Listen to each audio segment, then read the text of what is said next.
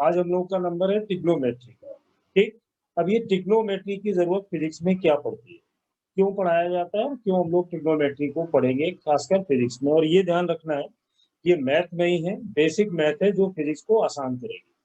देखो, जब भी कोई ऑब्जर्वेशन करना है, वेलोसिटी निकालनी है, फोर्स निकालना है, कुछ भी करना है, तो हम लोग एक ओरिजिन मानते थे। ऐसे जैसे मैंने यहाँ पर ना एक ओरिजिन माना। अब मान लो कि यहाँ से कोई एक पार्टिकल है जो पॉइंट P1 पर है और इसकी डिस्टेंस को मैंने मान लिया r से। r कोई डिस्टेंस हो सकती है 2 मीटर, 10 मीटर, 20 मीटर। अब अगर ये पार्टिकल P1 से P2 पोजीशन पर चला जाता है और इसकी इनिशियल पोजीशन थोड़ी देर के लिए मान लो कि 5 मीटर थी P1 पर, और जब ये P2 पर पहुंचा तो 15 मीटर हो जाती है। तो कितना डिस्प्लेसमेंट हुआ? 15 से 10 माइनस करेंगे आ जाएगा। पर ये सारी चीजें ना लीनियर पोजीशन के लिए, लीनियर डिस्प्लेसमेंट के लिए। अब मान लो ये ऐसा होता है कि ये शर्त रख दी जाए, ये आर कम नहीं होगा। जैसे रस्सी से बंधी हुई कोई चीज, स्ट्रिंग से बंधा हुआ, रॉड से बंधा हुआ कोई भी एक पार्टिकल है जो इस टाइप से चलता है और यहाँ पे पहुंच जाता है, बट अपने साथ वो एक कंडीशन फुलफिल करता है कि जो ये डिस्टेंस है वो आर रहती है। पहले ये P2 पर गया था तो एक लीनियर मोशन था। अब ये P1 से P2 पर चला गया, लेकिन ये डिस्टेंस आर है और ये भी डिस्टेंस आर है। तो ऑब्जर्वर है जो यहाँ पर मान लेते हैं कि कोई एक ऑब्जर्वर है। ऑब्जर्वर को हम लोग अभी बोल देते हैं कि ये हमारा आरपी। अब आरपी का मतलब मेरा यहाँ किससे है? Reference point. तो रेफरेंस पॉइंट से जब ये P1 से P2 जाता है तो हम लोग बोलते हैं कि लीनियर पोजीशन में चेंज हुआ। लेकिन जब ये P1 से P2 गया तो R में तो कोई चेंज हुआ ही नहीं, मतलब लीनियर में कोई चेंज नहीं है। तो इस टाइप की सिचुएशन को कैसे हैंडल किया जाए, तो उसके लिए बनी ट्रिग्नोमेट्री। अब ट्रिग्नोमेट्री में क्या है कि मान लो यहाँ पर आप लेटे हुए हो, दो आंखें, जो अभी पी पॉइंट को जमीन पर अपने आप को लेट जाओ, ऐसे हाथ आगे करो, पैर पीछे करो और सामने से देखो, फील करने की कोशिश करो कि P1 हमें दिखाई दे रहा है। अब P1 ने घूमना शुरू किया तो जो तुम्हारा आंख का ये रेटिना है ये घूमेगा। घूमने के लिए क्या करते हैं कि ये जो P1 लाइन है इसको एक लाइन आगे हम खींच देते हैं। अभी मैं मान लेता हूँ कि ये हमारा एक्स एक्सिस है और इस एक्स एक्सिस को मैं मानता हूँ कि ये मेरा क्या है? Reference line. ये हो गई आपकी reference line. Reference line x axis पर स्टैंडर्ड माना जाता है कि जैसे क्वाड्रेंट होता है ना एक्स वाई जेड, तो पॉजिटिव एक्स साइड से अगर आप रेफरेंस लाइन लेते हो तो उसको स्टैंडर्ड वैल्यू में काउंट किया जाता है। अब यहाँ से हमने देखना शुरू किया और आंख इस टाइप से घूमेगी, ये घूम के पहुंच गई तो ये एक एंगल थीटा बन गया। तो ये क्या हुआ? ये जो पार्टिकल का पोजीशन है ये एंगुलर पोजीशन चेंज हो रहा है, जिसको हमें एंगल से बताने की जरूरत पड़ी। तो इस एंगल से रिलेटेड जो भी चाहिए वो ट्रिग्नोमेट्री आपको देगी। इसकी जरूरत कहाँ पड़ेगी? जैसे जब सर्कुलर मोशन पढ़ोगे या रोटेशनल मोशन पढ़ोगे, जहां भी रोटेशनल इफेक्ट आएगा वहां पर ये चीजें होंगी। तो मैंने क्या बोला, एक रेफरेंस पॉइंट को सबसे पहले मानना है और जहां पर आप खड़े हो उसको रेफरेंस पॉइंट और एक रेफरेंस लाइन, वहां से मैं इस समय जा रहा हूँ एंटी क्लॉकवाइज डायरेक्शन में। जो मैंने ये एरो बनाया ये आपको एक थीटा वैल्यू दे रहा है और यहाँ से P1 से P2 जाने में जो ये डिस्टेंस आई उसको बोलते हैं आर्क। तो अगर मुझे इस एंगल को निकालना है तो एंगल का वैल्यू होगा आर्क अपॉन रेडियस। इस टाइप से एंगल का मेजरमेंट होगा ट्रिग्नोमेट्री में कि आर्क लेंथ क्या है और रेडियस क्या है, ये दोनों मिलके आपको देंगे एंगल। तो थीटा की वैल्यू जब भी मुझे सॉल्व करनी होगी हम लोग क्या करेंगे, आर्क अपॉन रेडियस। अब यहाँ पर ये ध्यान रखो कि अगर आर्क की वैल्यू को कांस्टेंट कर दिया जाए ऐसे और धीमे धीमे आर की वैल्यू को बढ़ाया जाएगा तो इस थीटा की वैल्यू को कम होना पड़ेगा। ये थीटा इस टाइप की डिस्कशन हम लोग करेंगे सर्कुलर मोशन में। यहाँ पर अभी मेरा टारगेट ये है कि जब मैं एंगल निकालूंगा तो उस एंगल में कौन कौन से बेसिक्स की जरूरत मुझे पड़ने वाली है, हम लोग सिर्फ उसकी बात करेंगे। तो अभी हमने सिर्फ ये जान लिया कि थीटा इक्वल क्या हुआ करेगा। तो जब भी थीटा निकालना होगा पूरी फिजिक्स में हम आर को रेडियस से डिवाइड कर देंगे, हमें एंगल मिल जाएगा। तो एक चीज तो ये हो गई। अब दूसरी है कि एंगल का जो मेजरमेंट करोगे इस चैप्टर में खासकर, उसमें क्या क्या करना होगा वो देखेंगे। तो पहली जरूरत पड़ेगी इसके यूनिट। तो यूनिट एमके सिस्टम में तो एंगल का कोई यूनिट होता नहीं है। रेडियन और स्टेरेडियन हमने पढ़े हैं, दो एंगल, एक सॉलिड एंगल और एक प्लेन एंगल। अभी जो हम बात कर रहे हैं वो है प्लेन एंगल की। तो इसमें क्या होता है कि जैसे मैंने यहाँ पे लिखा 180 डिग्री, ये 180 डिग्री पाई रेडियन के इक्वल होता है। कितना हमें पता हो कि अगर मैं 180 डिग्री लूं, 180 डिग्री लूं, तो वो कितने रेडियन के इक्वल है? Pi radian. जब ये रेडियन का आ जाए, मान लो मैं आपसे पूछता हूँ कि 1 डिग्री किसके इक्वल होगा, तो बोलोगे पाई अपॉन 180 रेडियन। और ये ध्यान रखना, इन चीजों की जरूरत हमें बहुत पड़ेगी। इसी टाइप से मान लो मैंने यहाँ पे लिखा मुझे एक्स रेडियन निकालना है, एक्स डिग्री को रेडियन में कन्वर्ट करना है, तो पाई इंटू एक्स के साथ मल्टीप्लाई करोगे और जो भी आएगा वो रेडियन में होगा। फॉर एग्जाम्पल जैसे मैंने यहाँ पे बोला कि मेरे पास ना 30 डिग्री है और मैं इसको रेडियन में लिखना चाहता हूँ, सबसे ज्यादा फिजिक्स में इसकी जरूरत हमें पड़ेगी। तो सबसे पहले लिखोगे पाई अपॉन 180 और मल्टीप्लाई करोगे 30 से, तो ये देखिए कितना आ रहा है, पाई बाई 6 रेडियन आ गया। इसी टाइप से मान लो मैंने यहाँ पे लिख दिया कि 45 डिग्री है और इसको ना रेडियन में लिखिए, तो क्या फॉर्मूला है, एक्स डिग्री, तो यहाँ पर क्या लिखोगे, पाई अपॉन 180 और मल्टीप्लाई कर दोगे 45। तो जैसे यहाँ से करोगे देखो साफ दिखाई दे रहा है ये, तो ये वैल्यू आएगी पाई बाई 4। इसी टाइप से मान लो स्टैंडर्ड वैल्यू है जिनकी सबसे ज्यादा जरूरत पड़ती है, 60 डिग्री को मुझे रेडियन में बदलना है, तो पाई 180 लिखूंगा और यहाँ पे किससे मल्टीप्लाई कर देंगे, 60 डिग्री, तो 6 3 जा 180, तो ये आ गया पाई बाई 3 रेडियन। मान लो सडनली मुझे एक वैल्यू है कि 150 डिग्री लिखा हुआ है और मैं इसको रेडियन में लिखना चाहता हूँ, तो फिर से प्रैक्टिस के लिए पाई अपॉन 180 इंटू 150, इसको यहाँ से ऐसे 5 3 जा 15 या 3 से कैंसिल करो, तो ये होगा 3 5 जा 15 और ये, तो यहाँ से वैल्यू आ गई 5 पाई बाई 6। यानी मैंने इसमें क्या करा, 3 से डिवाइड किया तो 3 5 जा 15 और 3 6 जा 18, तो 5 पाई बाई 6। ऐसे एक सिंपल है, मान लो जिसे याद रखना है, कोई भी एक वैल्यू हो सकती है, मान लो मैं यहाँ पे लिख दूँ कोई एक नाम लिख देता हूँ कि ये चिंटू लिखा हुआ है और ये डिग्री में है, मुझे इसको रेडियन में लाना है, तो पाई अपॉन 180 इंटू चिंटू, बस। मतलब एक सिंपल वैल्यू है। तो इस तरह से हम लोग डिग्री को रेडियन में बदलेंगे। अब मैं यहाँ पे कुछ क्वेश्चंस दे रहा हूँ, वो क्वेश्चन तुम लोग सॉल्व करोगे, जैसे यहाँ पे मैं बोर्ड पे लिख देता हूँ अभी। अब ये एग्जाम्पल है, इनको अपने आप ट्राई करना है। 90 को बदलना है, तो 90 को बदलने के लिए क्या करोगे, पाई अपॉन 180 इंटू 90, इसी टाइप से 360 120 180 135 240, ये सारी वैल्यूज को एक बार बदलोगे तो थोड़ी सी प्रैक्टिस अच्छी हो जाएगी। अब जैसे मान लो मैंने थोड़ी देर पहले लिखा था कि 180 डिग्री को अगर रेडियन में बदलना है तो पाई रेडियन होता है। अब मान लो मैं यहाँ पे लिखूं तो देखिए सिर्फ रेडियन बचा, यानी 1 रेडियन, तो यहाँ उल्टा करेंगे तो 180 अपॉन पाई हो जाएगा। मेरा क्वेश्चन अब ये है कि मेरे पास एक वैल्यू है और वो है पाई बाई 3 रेडियन और मैं इसको एंगल में बदलना चाहता हूँ, तो यहाँ पे क्या देखो इसी से बन रहा है 180 अपॉन पाई, तो इनटू में क्या करेंगे, पाई अपॉन 3, पाई से पाई कट जाएगा और ये देखो आ जाएगा 60 डिग्री आ गया।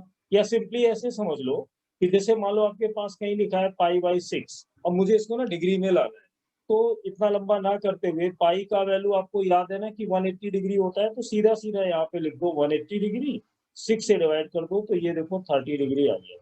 अब मान लो मेरे पास एक वैल्यू लिखी है कहीं 2 पाई बाई 3, मुझे जरूरत है इसको डिग्री में लाने के लिए, तो क्या करेंगे, पहले 2 लिखेंगे, फिर पाई का वैल्यू रट गया है कि 180 होता है, ये 3 3 6 जा 18 आ जाएगा और यहाँ पे 60 मिलेगा, तो ये वैल्यू आ जाएगी 120 डिग्री। तो इस टाइप से डिग्री को रेडियन में और रेडियन को डिग्री में हम बदल सकते हैं। दूसरा, इसके बाद जो हमें जरूरत पड़ेगी वो किसकी है, एक और, एक एंगल का जो मेजरमेंट है कि कब हम एंगल को पॉजिटिव कंसीडर करेंगे और कब हम एंगल को नेगेटिव कंसीडर करेंगे। जब काइनेमेटिक्स पढ़ोगे तो वहां स्लोप वगैरह निकालने पड़ेंगे, तो पॉजिटिव और नेगेटिव एंगल का मेजरमेंट भी हमारे दिमाग में होना चाहिए। जैसे मैंने अभी क्या बताया था कि स्टैंडर्ड वैल्यू जो एंगल मेजरमेंट के लिए है वो पॉजिटिव एक्स एक्सिस माना जाता है, तो जहां तक पॉसिबल हो और कैलकुलेशन करने में प्रॉब्लम ना आए, हमेशा एक्स एक्सिस को पॉजिटिव लेके ही एंगल का मेजरमेंट करो। जैसे यहाँ पर ये वाई एक्सिस है और ये कोई एक लाइन खींच दी, अब मुझे एंगल बताना है, तो एंगल के लिए मैंने क्या बोला है, जब भी एंगल निकालोगे सबसे पहले ये देखो आप कहाँ हो, जहां पर आपकी आंखें होंगी वो रेफरेंस पॉइंट माना जाएगा, और जहां से एंगल मेजरमेंट करने जा रहे हो उसको लिख दो RL। RL का मतलब होता है रेफरेंस लाइन, और रेफरेंस लाइन से ही हमें आपको चलना होगा। अब मैं ये चला, तो स्टैंडर्ड वैल्यू का जो मेजरमेंट है, जो साइन कन्वेक्शन यूज करता है, कि अगर मैं अपने एरो को एंटी क्लॉकवाइज डायरेक्शन में रोटेट करूं तो जो भी एंगल यहाँ बनेगा वो प्लस थीटा लिया जाएगा। अब इसी में मान लो कि जैसे मैंने एंगल मेजर मुझे करना है, अब मैं यहाँ से यहाँ तक रोटेट करूं ऐसे ऐसे और वापस आ जाऊं ऐसे। ध्यान से देखने वाली चीज क्या है कि एंगल को कैसे मेजर किया जाएगा, ये एक्स और ये वाई। अब ये एरो आपको ये बता रहा है कि पहले आप ऐसे गए हो, फिर यहाँ गए हो, फिर यहाँ गए हो, फिर यहाँ गए हो, और फिर यहाँ वापस आए हो। अगर एक राउंड हम पूरा लेते हैं तो 360 डिग्री का बोला जाता है। 360 डिग्री को अगर मैं रेडियन में बदल दूं तो कैसे बदला जाएगा, पहले लिखा जाएगा पाई अपॉन 180। अब चिंटू जो मैंने एग्जांपल लिया था उसकी जगह कितनी वैल्यू है, 360। 18 टू जा 36 होता है, तो 80 टू जा 360, 180 टू जा 360, तो ये वैल्यू आ जाती है 2 पाई।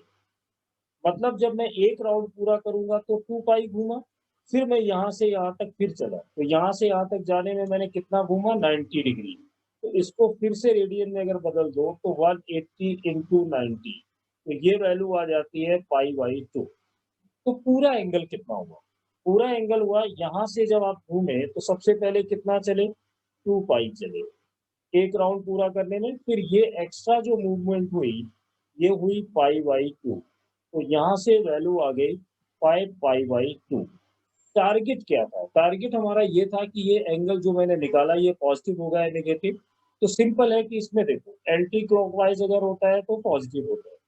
मैंने यहाँ पे जो रोटेशन लिया हुआ है वो एंटी क्लॉकवाइज डायरेक्शन में मैं चला हूँ, तो इसका आंसर होगा positive 5 pi by 2। Positive generally हम लिखते नहीं है तो इसको ऐसे भी छोड़ सकते हैं। अब मान लो कोई एक स्टूडेंट है, अब उसको एंगल यहाँ पे मेजर करना है, और मान लेते हैं कि ये वाली वैल्यू में 30 डिग्री लिखी हुई है, पर एरो कोई भी नहीं लिखा हुआ है कि किधर से किधर गया। मान लो मुझे इस एंगल का वैल्यू बताना है, तो इसके देखना दो तरीके हो सकते हैं। एक स्टूडेंट क्या करेगा, मान लो वो यहाँ से चला, यहाँ से चला, ऐसे पहुंच गया, उसने जो अपनी डायरेक्शन ली वो पॉजिटिव एक्स वाली साइड से ली, और वो जब गया तो एंटी क्लॉकवाइज गया। तो अब इसकी वैल्यू कितनी होगी, देखिए यहाँ से यहाँ तक आया तो 180 डिग्री आया।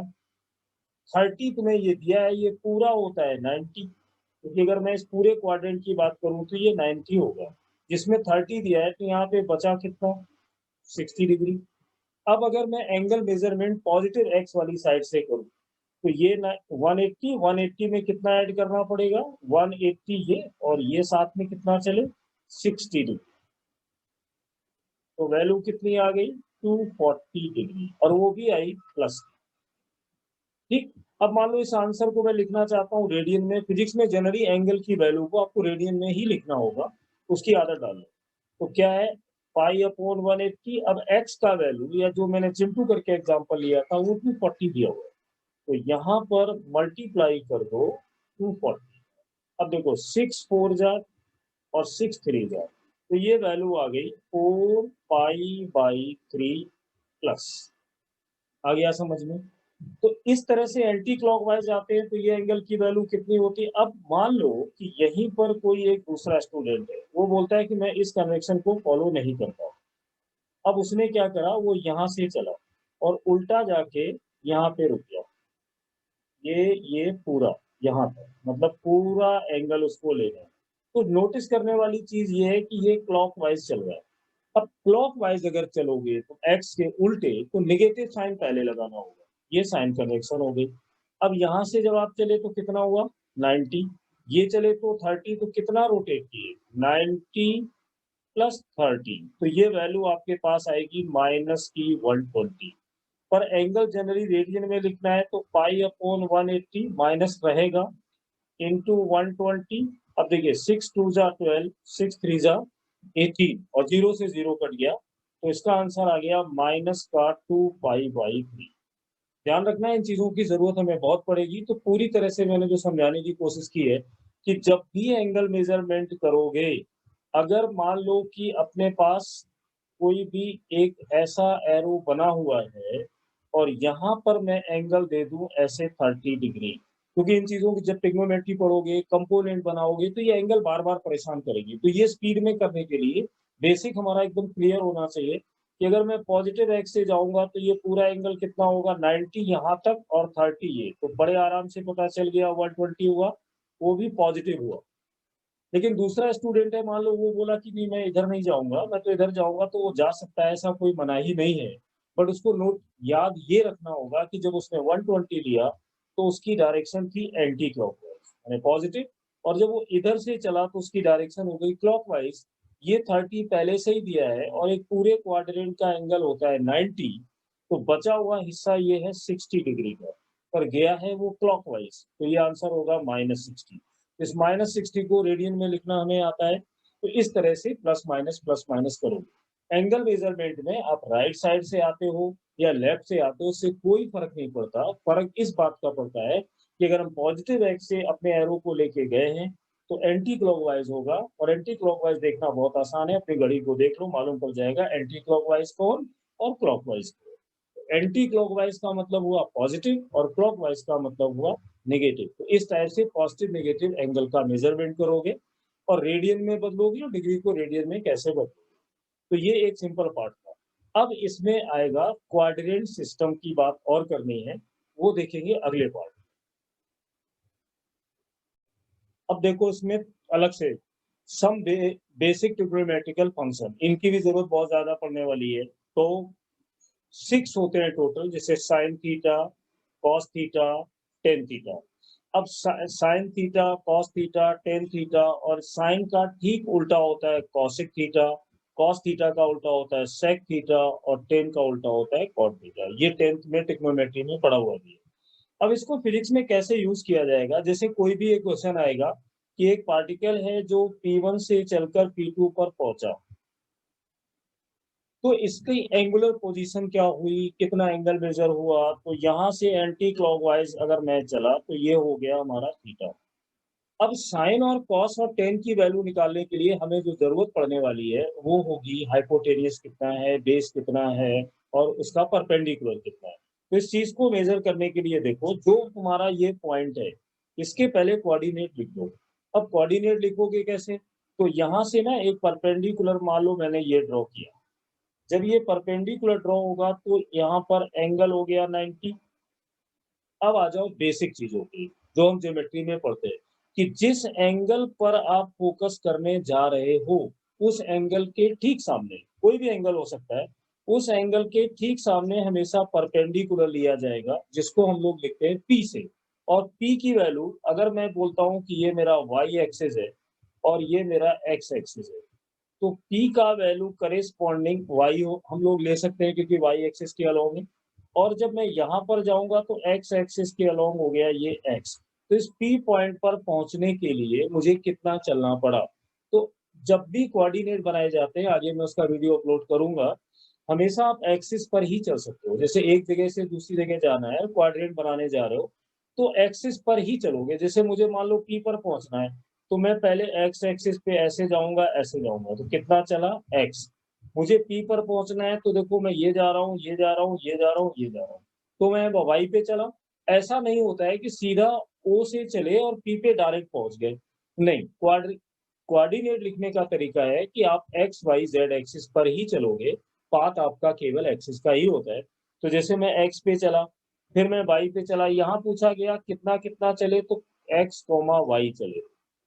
मतलब ये जो कोऑर्डिनेट लिखे हैं एक्स वाई या कोई और भी कोऑर्डिनेट हो सकता है, तो ये कोऑर्डिनेट ये बता रहा है कि एक्स एक्सिस पर आप एक्स मीटर चले हो और वाई एक्सिस पे वाई मीटर चले हो।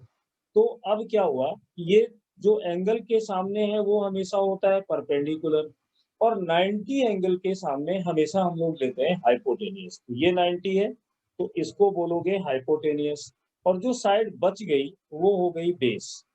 तो इस टाइप से पहले तो आपको ये डिसाइड करना है कि जो एंगल थीटा लिया है उसके ठीक सामने जो साइड आएगी वो हमेशा परपेंडिकुलर मानी जाएगी, और 90 के जो ठीक सामने आएगी वो हाइपोटेनियस होगी, और जो बच गई वो बेस। अब जैसे साइन थीटा क्या होता है, परपेंडिकुलर अपॉन हाइपोटेनियस, तो कॉसिक थीटा ठीक इसका उल्टा होगा, हाइपोटेनियस अपॉन परपेंडिकुलर। इसी तरह कॉस थीटा होता है बेस अपॉन हाइपोटेनियस, तो सेक थीटा इसका ठीक उल्टा होगा, हाइपोटेनियस अपॉन बेस।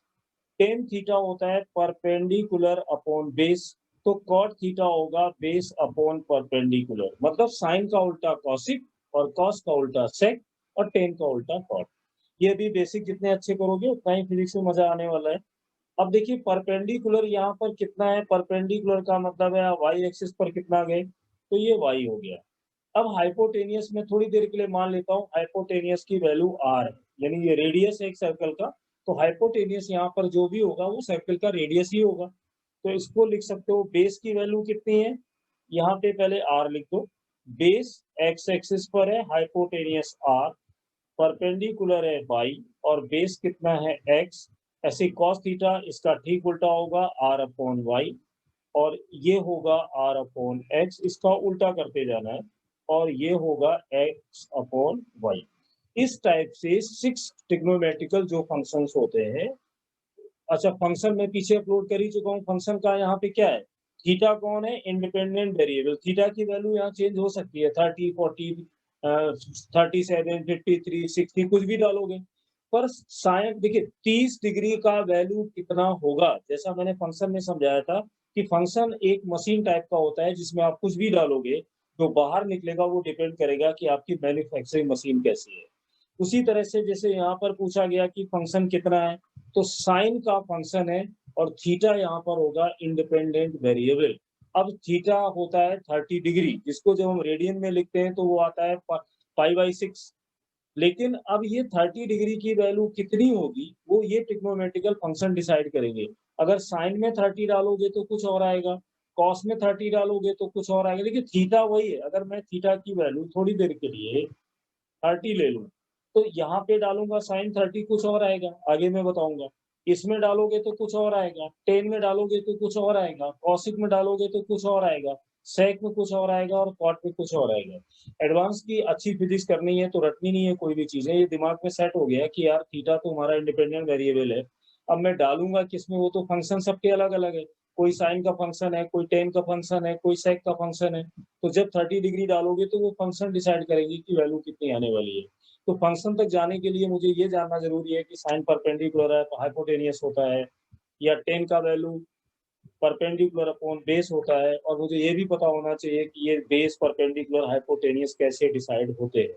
तो रूल क्या है, एंगल के ठीक सामने परपेंडिकुलर, 90 के ठीक सामने हमेशा हाइपोटेनियस, जो बच गया वो बेस। तो ये वैल्यू जब याद होगी तो अपने आप ऑटोमेटिक वैल्यूज निकल जाएगी। अब जैसे इस पे एक छोटा सा क्वेश्चन करते हैं। अब एक स्टैंडर्ड वैल्यू में तो आपको दे रहा हूँ, उसको फिजिक्स में खासकर ऐसी भी सॉल्व करोगे तो सबसे ज्यादा जरूरत पड़ती है कि अगर मैं यहाँ लिख दूं 4, ठीक, और यहाँ पर लिखूं 3 और यहाँ पर लिखूं 5, तो ये वैल्यू याद रखना बहुत काम आएगी। ये 37 होगा और ये वाली वैल्यू 53 होगी और ये वाली वैल्यू 90 होगी। ये एक स्टैंडर्ड ट्राइंगल है जो बहुत ज्यादा यूज होगा। यहाँ पर ऑर्डर देखिए 4, 3, 5। अब मान लो कि हम लोगों से क्वेश्चन सब जो जरूरत पड़ेगी, मुझे निकालना है साइन 37, किसी क्वेश्चन में पूछा गया है।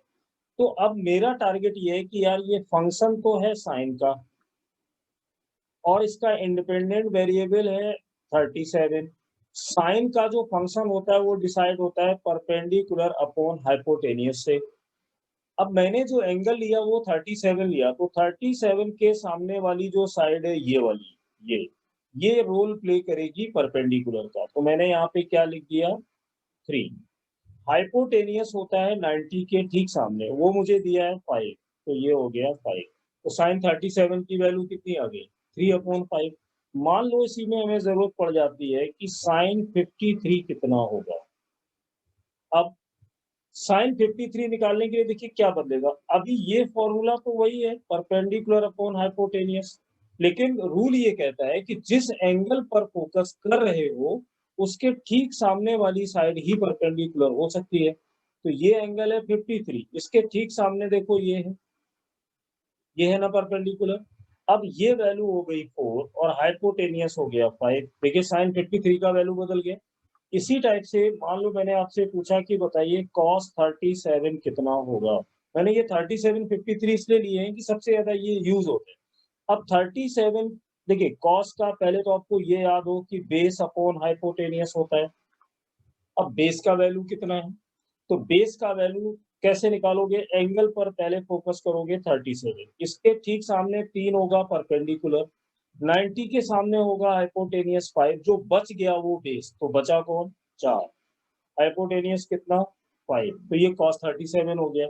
इसी टाइप से मान लो मैं पूछूं कि cos 53 बताइए, तो 53 के सामने अब परपेंडिकुलर कौन बन जाएगा 4, तो बेस अब 4 नहीं होगा, जबकि ये फॉर्मूला तो वही है बेस अपॉन हाइपोटेनियस। बेस कौन होगा 53 के सामने 4 होगा परपेंडिकुलर, 90 के सामने 5 होगा हाइपोटेनियस, बचा कौन, तो आंसर है 3 बचा, हाइपोटेनियस कितना हुआ 5। इसी टाइप से मान लो मैं आपसे पूछूं कि tan 37 का वैल्यू बताइए, तो tan 37 लिखने से पहले लिखना होगा परपेंडिकुलर अपॉन बेस, क्योंकि ये ट्रिग्नोमेट्रिकल फंक्शन का रूल है। अब 37 के ठीक सामने परपेंडिकुलर कितना 3, हाइपोटेनियस कितना 5, पर मुझे चाहिए बेस, वो है कितना 4, तो tan 37 का वैल्यू आ गया 3/4। और ये ट्राइंगल याद भी रखना, फिजिक्स में बहुत यूज होगा।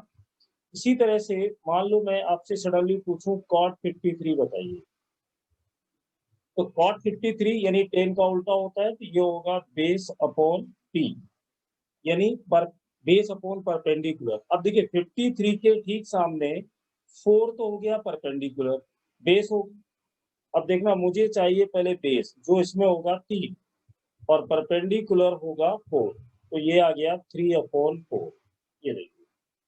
तो इस टाइप से कोई भी ट्राइंगल कहीं पे दिया जाए, सबसे पहले ये डिसाइड करो किस एंगल पर हो, उसके ठीक सामने परपेंडिकुलर ले लो और एक एंगल 90 बनाओ, जिसके सामने हाइपोटेनियस ले लो और बचे हुए साइड को बेस बना लो। तो इस टाइप से ट्रिग्नोमेट्रिकल फंक्शन की वैल्यूज को हम सॉल्व करते हैं। जैसे मान लो एक मैं और एक क्वेश्चन ले रहा हूँ, मान लो ये सामने क्वेश्चन है, इसमें मैं ट्रिग्नोमेट्रिकल फंक्शंस की वैल्यू आपसे पूछूं, कैसे करोगे, तो कोई कोऑर्डिनेट दिए है, तो मैंने क्या सिखाया था, सबसे पहले एक लाइन ड्रॉ करोगे, ये एंगल आपका 90 बन जाएगा, बना। अब ये जो कोऑर्डिनेट दिया हुआ है, कोऑर्डिनेट लिखने का तरीका क्या है, एक्स वाई, यहाँ से जब चले होगे तो ये वैल्यू हो गई एक्स की, और जो ऊपर गए होगे ये वैल्यू हो गई वाई की। अब मान लो मुझे यहाँ पे बताना है साइन थीटा का वैल्यू, तो साइन थीटा होता है परपेंडिकुलर अपॉन हाइपोटेनियस। अब ये थीटा है तो परपेंडिकुलर हुआ वाई, वाई के कोऑर्डिनेट देखो यहाँ पे कितने दिए हैं, √3/2 मिला। हाइपोटेनियस की अब हमें जरूरत पड़ेगी, तो हाइपोटेनियस की वैल्यू में एक्स वाई पता है, ये हाइपोटेनियस तो पता ही नहीं, तो हाइपोटेनियस निकालने के लिए क्या पाइथागोरस थ्योरम लगानी पड़ेगी। एक्स कैसे निकलेगा, वो एक्स स्क्वायर और वाई स्क्वायर की वैल्यू से। अब ये एक्स स्क्वायर वाई स्क्वायर की वैल्यू कितनी होगी, तो एक्स का वैल्यू है 1/2 का स्क्वायर 4 और y का वैल्यू है √3 यानी 3/4। अब देखिए 3 4, तो अंडर रूट के अंदर चेक करोगे तो कितना आएगा 4/4 यानी ±1 हो गया, ये अभी 1 वैल्यू आ गई।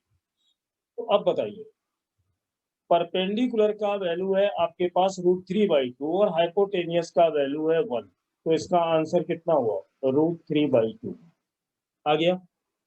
इसी टाइप से मान लो हमें जरूरत पड़ जाती है कि मैं tan थीटा निकालूंगा, तो tan थीटा में मुझे क्या चाहिए, परपेंडिकुलर चाहिए, परपेंडिकुलर का वैल्यू कितना है √3/2। अब मुझे बेस चाहिए, तो बेस का वैल्यू कितना है, ये एक्स के कोऑर्डिनेट का वैल्यू है -1/2, -1 यहाँ पर आएंगे, 2 यहाँ आएंगे, ये कट गया, तो ये वैल्यू आ गई -√3।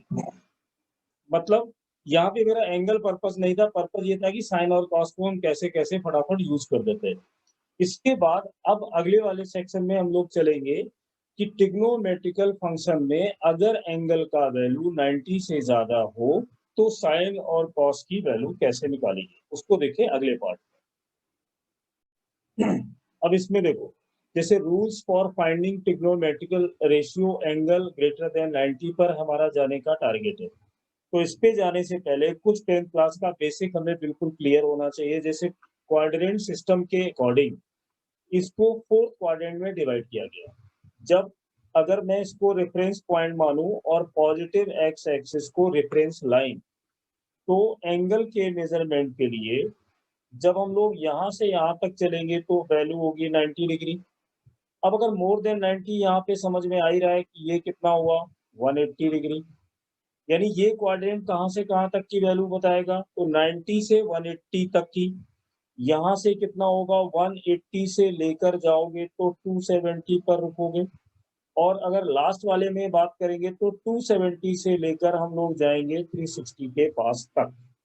ये तो हो गया क्वाड्रेंट का कि पहला 0 से 90, 90 से 180 अगर है तो दूसरा, और 180 से 270 तीसरा, और 270 से 360 पे फोर्थ क्वाड्रेंट बनता है। इसके आगे की बात तो बाद में करेंगे, उस पर जाने से पहले कुछ वैल्यूज हैं जो मुझे याद होनी चाहिए। और बेसिकली मैं तो बोलूंगा एक वैल्यू अगर याद है तो सारी आ जाती है।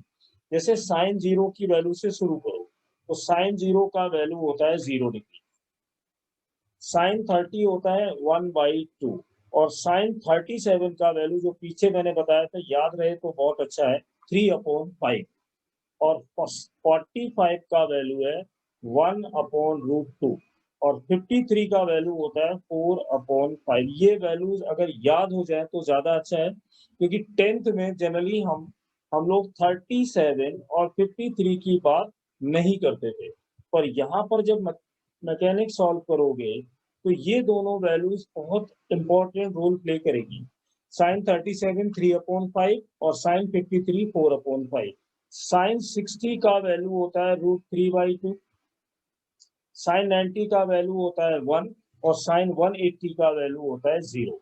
सजेशन ये है कि अगर ये याद, वैसे तो साइन 180 भी फॉर्मूला बताएंगे, sine 180 minus theta 180 plus theta वाला, वहां से भी निकाल सकते हो, लेकिन 37 और 53 के लिए एक हिंट और कर दूं जो मैं पीछे बता के आया था, कि ये ट्राइंगल अगर दिमाग में रहे कि यहाँ 4 होता है, ये 3 होता है, ये 5 है, तो ये वाला एंगल होगा 37 और ये वाला एंगल होता है 53। अगर ये ट्राइंगल याद है तो जो पीछे बेसिक्स हमने पढ़े उसके बेस पे साइन 37 कॉस 37 टेन 53 आराम से निकाल सकते हो।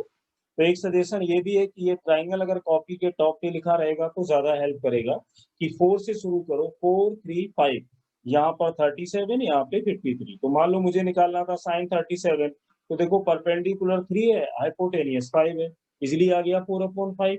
इससे साइन 53 निकालना है तो 53 ये है, परपेंडिकुलर इसके सामने 4 बनेगा, हाइपोटेनियस 5 है, तो ये आ गया 4/5। तो ये ट्राइंगल भी हेल्प करेगा। इसी टाइप से cos 0 का वैल्यू, साइन का उल्टा अगर मैं इधर से चलना स्टार्ट करूं तो ये वैल्यू आ जाती है। cos 0 का वैल्यू होता है 1, और cos 30 का वैल्यू होता है 3/2, यानी जो साइन 60 में है वो cos 30 में है। 37 का वैल्यू यहाँ पे जो cos 37 है ये आएगा 4/5, और 45 जो है वही रहेगा, और जो 53 का वैल्यू है cos में वो आएगा 3/5, और यहाँ पर आएगा 1/2, साइन 90 का वैल्यू आएगा 0, और यहाँ पे जो cos आ रहा है ये आएगा -1। याद करने का एक तरीका और भी है कि यहाँ पे देखो साइन का वैल्यू ये 0 था, ये 1 2, ये यहाँ से चलो, ये देखना साइन 90 का वैल्यू 1, ये देखिए 1 आ रहा है, दूसरा √3/2 है, यहाँ आ गया, 4/5 है, यहाँ पर आ गया, यानी साइन का उधर से अगर वैल्यू लो 180 को छोड़कर इधर से लिख दो तो पूरी वैल्यू वही आ जाती है। तो जो वैल्यू कॉस में 0 की होती है, साइन में वो वैल्यू 90 की होती है। जैसे यहाँ पे साइन 30 का वैल्यू 1/2 है, कॉस 30 का कितना है √3/2, साइन में ये वैल्यू किसका था 60 का। अब देखना टेन थीटा का जो वैल्यू है ट्रिग्नोमेट्री में पीछे पढ़ के आया वो 10th में, वो क्या होता है साइन थीटा और अपॉन कॉस थीटा, ये तो 10 होता है। तो अगर 10 की वैल्यू निकालनी है तो हम साइन और कॉस को आपस में डिवाइड करते जाए, ये देखिए 0 से डिवाइड करेंगे तो 0 आएगा, 1/2 को इससे डिवाइड करेंगे तो 2 से 2 कटेगा, यहाँ पे कितना बचेगा 1/√3। अब देखिए साइन 37 अगर यहाँ से डिवाइड करो तो ये 5 5 कट जाएंगे, तो कितना रह जाएगा 3/4। इन दोनों को फिर आपस में डिवाइड करो, √2 कैंसिल 1, यहाँ पे डिवाइड करो 5 5 कैंसिल 4/3, 2 2 कैंसिल, यहाँ पे डिवाइड करो, समथिंग अपॉन 0 क्या होता है इन्फिनिटी, और 0 अपॉन समथिंग क्या होता है 0। तो ये देखिए 10 का वैल्यू आ गया। यानी याद अगर करना है तो साइन की वैल्यू को, कि ये 0 है, ये 1/2 है, ये 3/5 है, ये 1/√2 है, ये 4/5 है, ये √3/2 है और साइन 90 का वैल्यू 1 है। इसको उल्टे तरफ से चले जाओ, यानी 1 से लिखना शुरू करो तो कॉस की बन जाती है। यहाँ से लिखो और ऑर्डर में यहाँ तक आ जाओ तो कॉस, दोनों को डिवाइड करो तो 10 बन जाता है। और अगर इस 10 का उल्टा करोगे, यानी 0 का उल्टा करोगे तो इनफाइनाइट आएगा। 1/0 मीन्स इनफाइनाइट, तो वो कॉट का बनेगा। यहाँ पे 10 30 का उल्टा करोगे तो 30 बन जाएगा। इसको देखिए, सबको पलटते चले जाओ। 3/4, 1/√3 और ये 0। तो 180 की बात बाद में करेंगे। तो इसी तरह कॉट का बन गया। इसी तरह जब हम कॉस की वैल्यू को अगर उल्टा कर देंगे तो यहाँ पे 1 का उल्टा तो 1 ही होगा और ये देखिए 2/√3 होगा। अब ये आपका होमवर्क है, ये टेबल को पूरा भरोगे, यानी साइन का उल्टा कॉसिक होगा और 10 का उल्टा कॉस होगा। तो एक तरीके से ये कुछ वैल्यूज हमें याद हो। अब मान लो इन वैल्यूज के अलावा जब और वैल्यूज आएंगी तो हम उनको कैसे सॉल्व करेंगे। जैसे मान लो 90 + 30 120 आ गया, या 240 आ गया, या 360 आ गया। तो यहाँ तक तो हमें याद है, ये 10th में भी थी जनरल वैल्यूज। अब आगे की याद करने के लिए देखो क्या करोगे।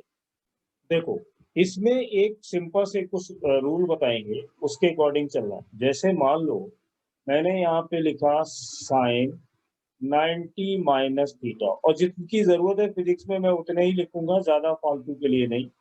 90 - थीटा और यहाँ पर लिख दिया 10 90 - थीटा। ठीक, उसी टाइप से यहाँ पर लिखा साइन 90 + थीटा और कॉस 90 + थीटा, और एक बार लिख दिया 10 90 + थीटा। मान लो मैं इतनी वैल्यू लिख, मुझे कोई वैल्यू जो याद है वो तो पीछे बता दी, जो हमें याद होनी चाहिए। अब इसमें देखो इसको करने के रूल क्या हैं, कैसे इसको हम लोग यूज करेंगे। सबसे पहले ये बात सोचो कि साइन का ये फंक्शन है और 90 - थीटा का मतलब क्या हुआ। 90 - थीटा का मतलब है कि जो भी एंगल होगा वो फर्स्ट क्वाड्रेंट में ही होगा। और जब 90 + थीटा की हम लोग बात करेंगे तो इसका मतलब है कि 1 से आगे जा रहे हैं। अब ये सेकंड में जाएंगे, 90 + थीटा का मतलब है सेकंड क्वाड्रेंट में एंट्री आपकी हो गई। ठीक, तो इसमें एक रूल याद करना है कि जैसे पहले वाले क्वाड्रेंट में जितने भी होते हैं, साइन हो, कॉस हो, टेन हो, कॉस हो, सेक हो, कोई भी वैल्यू हो, सबका वैल्यू पॉजिटिव आता है। तो फर्स्ट के लिए लिख दिया। और दूसरे वाले में सिर्फ साइन और साइन का उल्टा कॉसिक पॉजिटिव होता है। और तीसरे वाले में टेन और टेन का उल्टा कॉट पॉजिटिव होता है। और लास्ट वाले में कॉस पॉजिटिव होता है। तो इसको याद करने के कई रूल होते हैं। जैसे कोई बता देता है कि ए से याद कर लो आफ्टर, और साइन से याद कर लो स्कूल, और टी से याद कर लो टू, और सी से याद कर लो कॉलेज। तो आफ्टर स्कूल, बच्चे जब 12 पास करते हैं तो कहाँ जाते हैं, कॉलेज में। तो आफ्टर स्कूल टू कॉलेज, तो ये याद करा देता है कि आफ्टर स्कूल टू कॉलेज। ए का मतलब ऑल, स्कूल में एस आया, इसका मतलब हुआ साइन और कॉसिक, और टी का मतलब हुआ टेन और कॉट, और कॉलेज यानी सी का मतलब हुआ कॉस और सेक। तो पहले वाले क्वाड्रेंट में जितनी भी वैल्यूज होगी सब पॉजिटिव रहेंगी। दूसरे वाले क्वाड्रेंट में आओगे तो केवल साइन और कॉसिक को पॉजिटिव मानोगे, बाकी सबको नेगेटिव लोगे। तीसरे में टेन और कॉट को पॉजिटिव लोगे, बाकी सबको नेगेटिव। और फोर्थ में कॉस और कॉस का साथी सेक, उसको पॉजिटिव, बाकी सब नेगेटिव।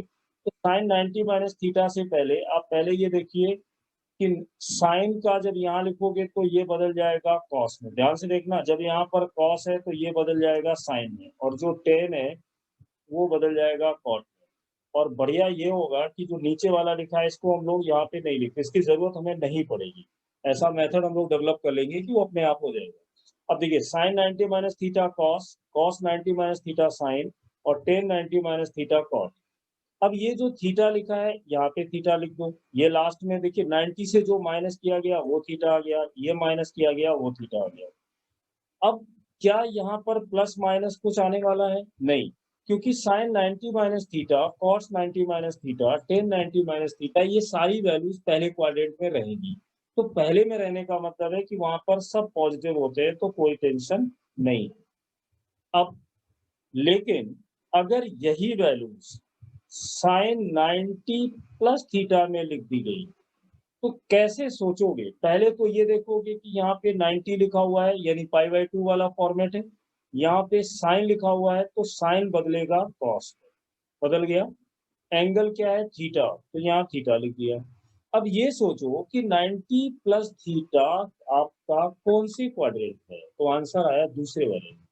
दूसरे में पॉजिटिव कौन होता है? स्कूल, यानी साइन और कॉस। यहाँ लिखा क्या है? साइन, तो ये वैल्यू रहेगी पॉजिटिव। इसी टाइप से मैंने यहाँ पे लिखा कॉस 90 प्लस थीटा।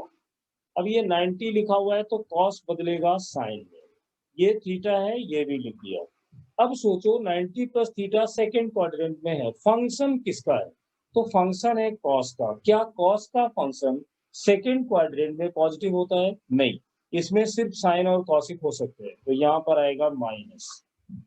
इसी टाइप से जैसे मैंने यहाँ लिखा 10, 10 लिखते ही तुम्हारे दिमाग में आना चाहिए जो पिछला वीडियो था कि 10 क्या है? 10 एक फंक्शन है और उसमें करना क्या है? 90 प्लस थीटा यानी सेकेंड क्वाड्रेंट, तो 10 बदलेगा कॉट में, ये 10 है, और सेकेंड में सिर्फ साइन का कब्जा है। अगर साइन का फंक्शन नहीं है तो नेगेटिव होगा, तो ये वैल्यू आ गई नेगेटिव। अब इसका मतलब क्या हुआ? जैसे मान लो किसी में हम लोग वैल्यू निकाल रहे थे, यहाँ लिखा था 90 और यहाँ लिखा था 30।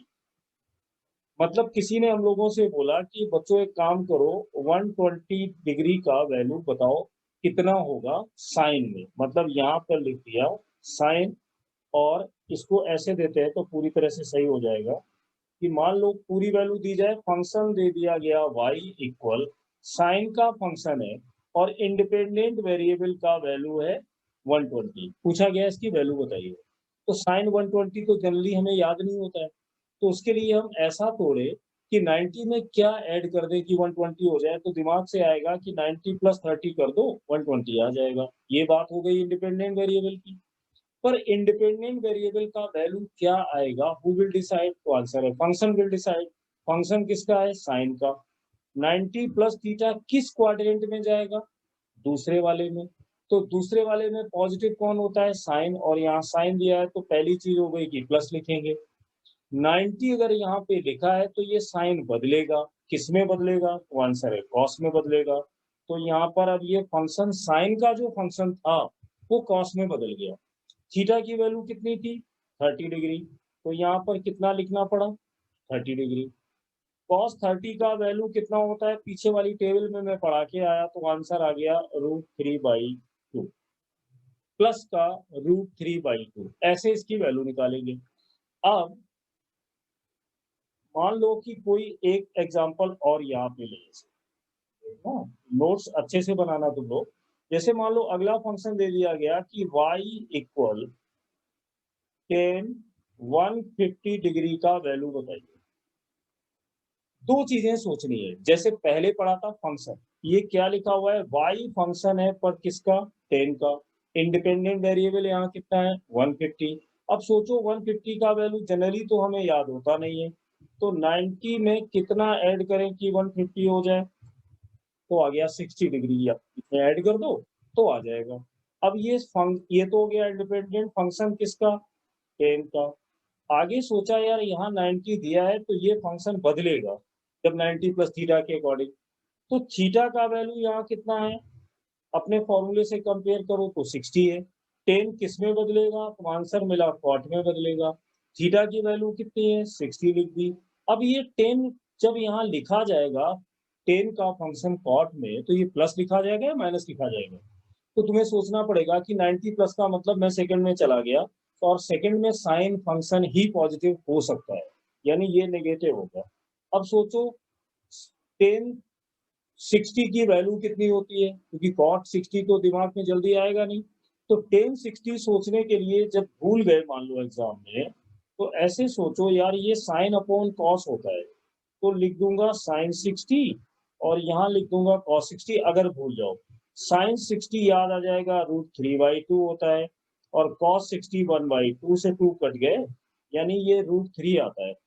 तो 1060 का वैल्यू होता है √3, तो कॉट का इसका उल्टा होना चाहिए, यानी 1/√3। माइनस साइन आ रहा था, माइनस लिख दिया, ये इसका आंसर आ गया। इस टाइप से वैल्यू, अब जैसे मान लो किसी ने लिखा है कि x is the function of cos 30 degree. अब ये वैल्यू तो याद ही होती है, तो 90 माइनस थीटा की जल्दी जल्दी जरूरत हमें नहीं पड़ती है। अगर करना भी चाहो तो इसको कैसे कर सकते हो, 90 अगर चाहो तो लिख सकते हो cos 90 माइनस 60। देखो ऐसे भी कर सकते हैं पर जरूरत नहीं है। cos 90 माइनस थीटा क्या होता है, sin थीटा, यानी sin 60 को कितना आ गया, √3/2। और वैसे भी मुझे याद है cos 30 का वैल्यू √3/2 होता है। तो इस टाइप से ये जो वैल्यूज हैं 90 से ऊपर वाली, यदि 120 का भी मैं यूज करूंगा तो यहाँ से बहुत सारे क्वेश्चंस बन सकते हैं। अब जैसे मान लो एक और ले लो। अब देखना इसमें न्यूमेरिकल्स कैसे बनाए जाते हैं। अब जैसे मैं मान लो बैठा हूँ, मुझे क्वेश्चन बनाना है, तो मैंने अपने दिमाग में ऐसे सोचा कि यार ना यहाँ पर एक काम करते हैं, यहाँ पे लिख देते हैं 10 और लिख देते हैं 127 डिग्री, और ऐसे ही बच्चों से पूछ लेते हैं। अब तुम्हें ये सोचना पड़ेगा कि यार मैं इस पे 90 में क्या ऐड करूं कि 127 आ जाए। तो 90 प्लस 37 अगर कर दिया जाए तो 127 बन सकता है। ठीक, फंक्शन है 10 का तो 10 का रहने दो। फिर देखा यहाँ पे 10 लिखा हुआ है तो 10 बदलेगा कॉट में, प्लस का फंक्शन बनेगा या माइनस बनेगा, तो सोचो सेकंड क्वाड्रेंट में साइन पॉजिटिव होता है तो ये नेगेटिव भी होगा। थीटा की वैल्यू कितनी लिखी हुई है, 37, तो ये वैल्यू आ गई माइनस कॉट 37। अब इसके लिए जरूरत पड़ेगी कॉट 37 की। अगर इसको भूल जाओ, याद नहीं कर पा रहे हो, तो सबसे अच्छा तरीका होता है यहाँ लिखो 4, यहाँ लिखो 3, यहाँ लिखो 5, और ये वैल्यू होती है 37। तो ये देखिए ट्राइंगल हेल्प करेगा। कॉट का वैल्यू क्या होता है, 10 होता है परपेंडिकुलर अपॉन बेस, तो कॉट होगा बेस अपॉन परपेंडिकुलर। अब ये मैं बता चुका हूँ, बेस होगा 4, ये होगा 3, तो ये हो गया 4/3 और साथ में माइनस, ये लो। तो ये फंक्शन की वैल्यू ऐसे निकल आई -4/3। दो चीजें पड़ी, पहले फंक्शन किसका था, बाद में किसका हो गया, और माइनस कैसे हो गया। ऐसे बहुत सारे क्वेश्चंस को सॉल्व किया जा सकता है। अब इसके बाद का जो पार्ट है वो ट्रिग्नोमेट्री के सेकंड पार्ट में मैं अपलोड करूंगा। ओके, यहाँ तक इसकी प्रैक्टिस करो, और इससे आगे मैं कुछ होमवर्क दे रहा हूँ, पहले वो सॉल्व करना, उसमें कोई ना आए तो मुझे कमेंट में डाल के बताना। और इसके बाद का जो ट्रिग्नोमेट्री वाला फंक्शन है अभी और बचा हुआ है, उसको करेंगे इसके पार्ट 2 में। और पहले होमवर्क नोट करके ही साइन आउट होना, ऐसे पूरा देखना है। ठीक है, तो देखो अगला होमवर्क। आज के डिस्कशन का टोटल ये होमवर्क है, जिसमें find sine 120, cos 135, tan 143, sine 150, tan 127। पढ़ मैं इसलिए रहा हूँ कि लिखने में समझ में आए तो सुन सकते हो। साइन 127, कॉस 143, कॉट 120 और साइन 135, और ये लिखे हुए हैं इन सबके आंसर। ठीक है, तो नेक्स्ट वाले वीडियो में इसके अलग वाले पार्ट पे मिलते हैं। Thank you.